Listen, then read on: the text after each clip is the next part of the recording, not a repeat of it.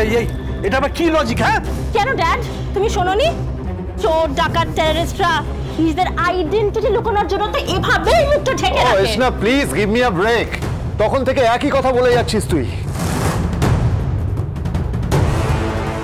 আমি সবাইকে একটা কথা বলে দিচ্ছি, পার্বতী গাইয়া হতে পারে, পড়াশুনো নাই জানতে পারে, কিন্তু ও চোর নয়, ও চুরি করতে পারে না। কি জানি বাপু, ওই ওষুধটা খাওয়ার পর কখন যে চোখটা জুড়িয়ে গেল।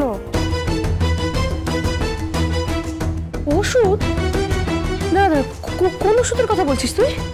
ওই তো জেঠুর শক্তি বাড়ানোর ওষুধ।